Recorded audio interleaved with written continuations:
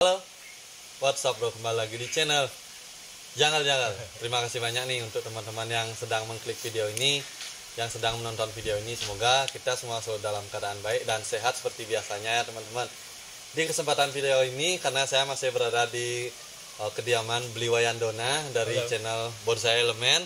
Wah, ini Bli Wayandona, koleksinya nggak main-main semua di rumahnya. Dulu sudah sempat saya bagikan koleksi bonsai yang dimiliki sama Bli Wayandona, dan sekarang saya mau tanya-tanya nih, karena dulu saya lihat ada satu bonsai ini dulu saya lihat di Pamnas Gianyar waktu Pamnas Tabanan, maaf teman-teman, di Pamnas Tabanan waktu Bli Dona membeli bonsai ini yang masih bahan dulu ya Bli Dona ya. Ini ada kayaknya cuplikan videonya nih teman-teman. Ada ya. Nih cuplikan videonya teman-teman bisa lihat.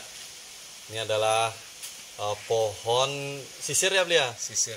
Jenis pohon sisir yang dibeli sama Bli Wayandona, namun dulu nggak seperti ini teman-teman. Ini tinggi kalau nggak salah ya Bli ya? Ya, keringannya tinggi guys. Tinggi. Kurang lebih seginilah. Dan belum ada yang seperti ini ya Bli ya? Iya.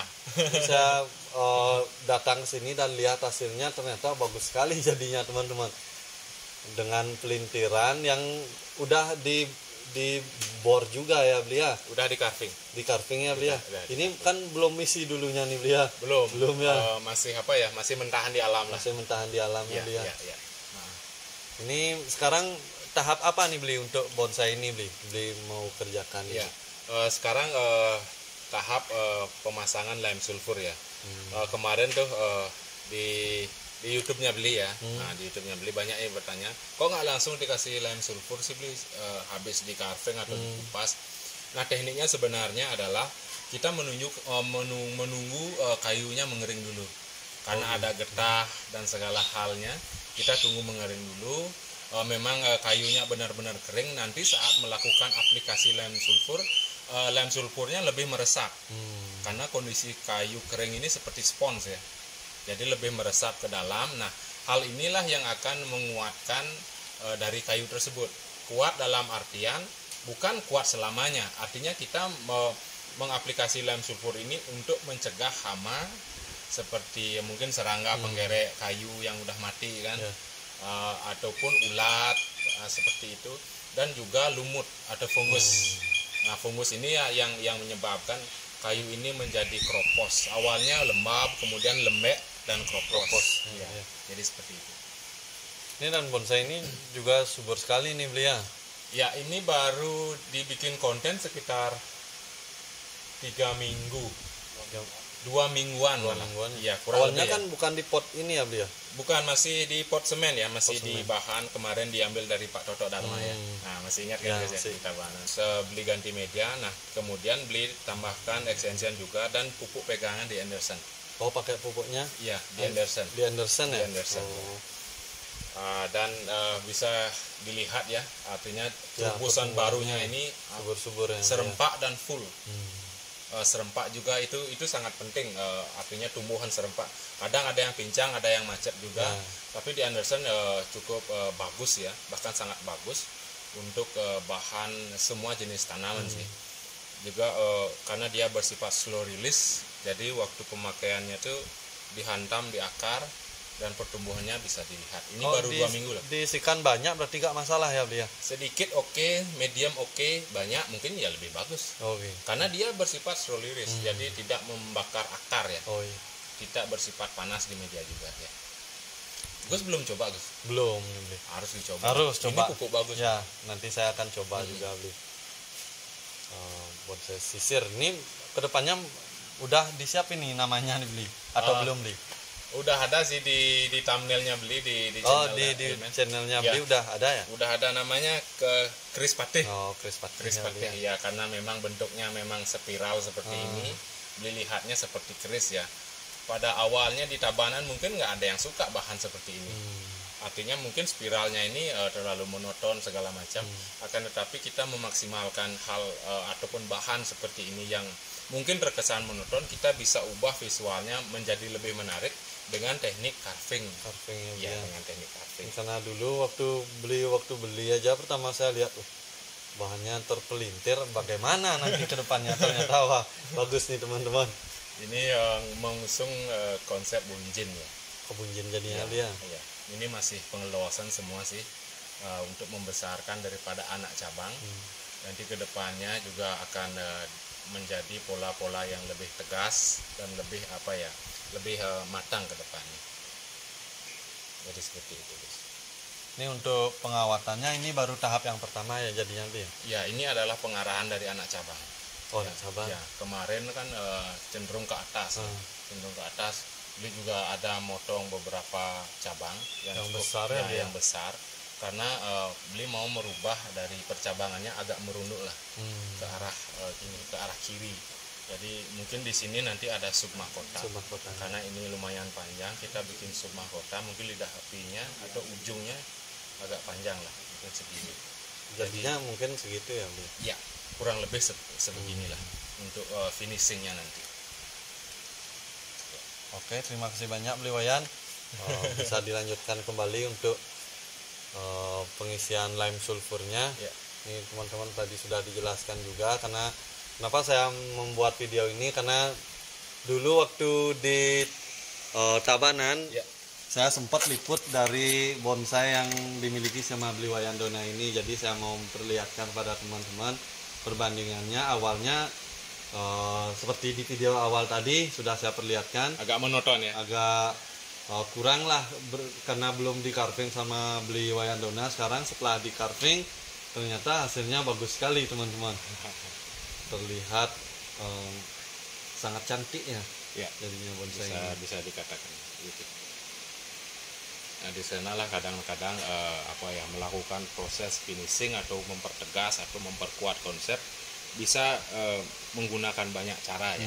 Salah satunya teknik carving, mungkin pemasangan batu, mungkin dari pengarahan cabang dan segala halnya, mungkin dari reposisi.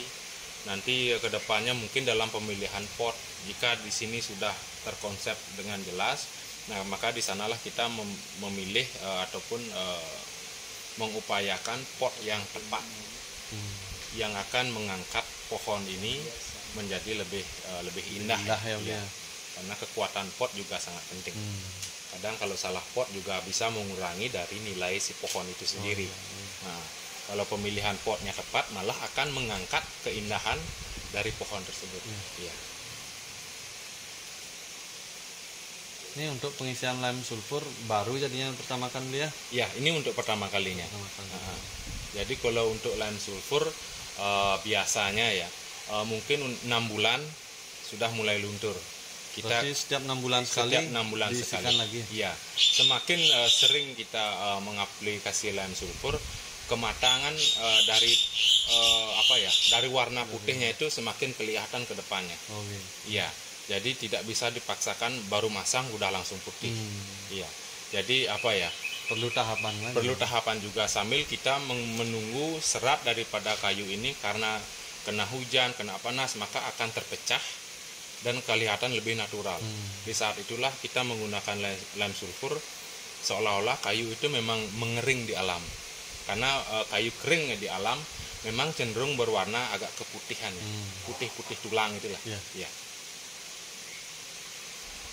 Untuk lime sulfur ini karena banyak juga teman-teman yang mungkin belum tahu atau baru dengar apa sih sebenarnya lime sulfur ini, Bli, tujuannya apa dan manfaat untuk si bonsai juga apa, bisa dijelaskan agar teman-teman lebih tahu, Bli? Iya.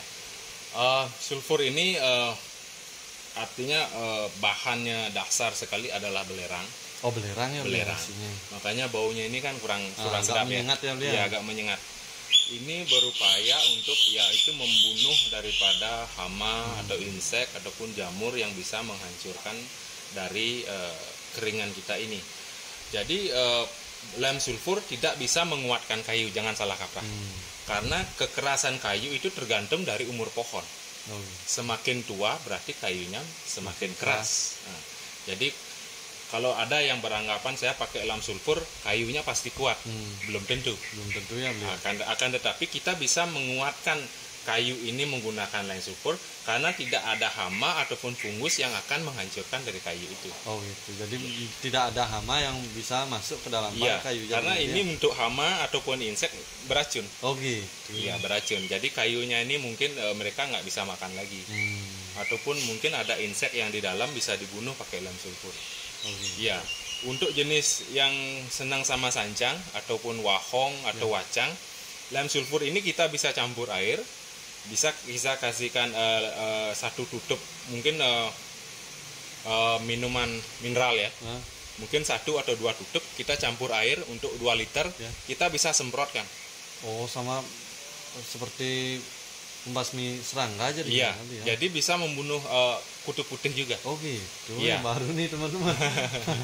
Pengetahuan baru nih lagi. Siapa tahu teman-teman memiliki kasus yang sama atau kasus yang seperti itu, memiliki bonsai yang ada hamanya, kebetulan teman-teman tidak mempunyai insek, ya mungkin kehabisan insek dan mempunyai lime sulfur, berarti bisa untuk disemprot juga Bli ya? Bisa, sangat bagus.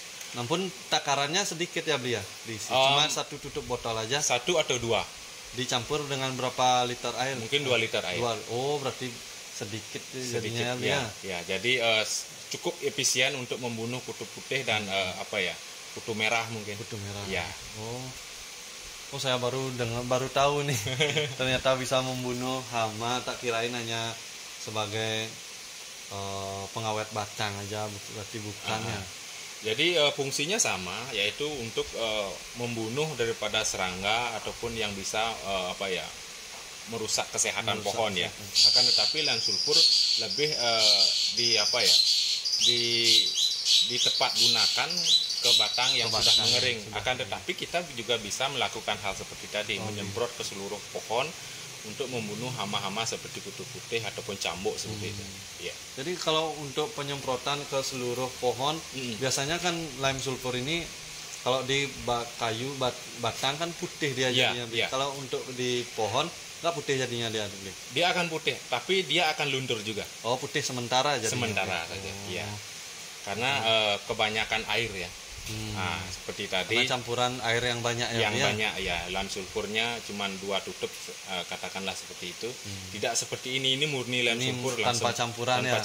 Ya. Kalau tanpa campuran baru akan putihnya lain lama ya. Lebih kuat lah. Mungkin 6 bulan atau 4 bulan, 5 bulan, 6 bulan. Baru akan luntur ya. Lebih awet. Jadi diisi 2 liter air dan dicampur 1 tutup atau 2 tutup botol. Tergantung kekronisan dari hama tersebut. Oh gitu. Ya, kalau untuk sekedar antisipasi 1 tutup aja bisa. 1 tutup botol campur 2 liter ya. 2 liter air. Ya, tapi kalau sudah mulai ada kutu putihnya, kasih 2 tutup, semprotkan bisa. Oh gitu. Iya.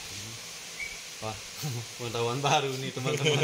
Ternyata lime sulfur mempunyai kelebihan juga ya, selain untuk dioleskan di batang, ternyata bisa untuk membasmi hama dengan cara disemprot, namun takarannya cuma sedikit teman-teman. Dan untuk daun-daun yang putih nanti kena lime sulfur itu juga akan bisa menghilang. Ya, dia akan luntur seiring kita melakukan penyiraman. Ya, jadi seperti itu. Jadi lime sulfur ini cukup aman ya. Cukup aman. Oke teman-teman, mungkin teman-teman bisa lihat lebih detail Bli Wayandona lagi melakukan pemasangan lime sulfur, mengoleskan lime sulfur pada bonsai atau kayu bonsai dari sisir. Mantap.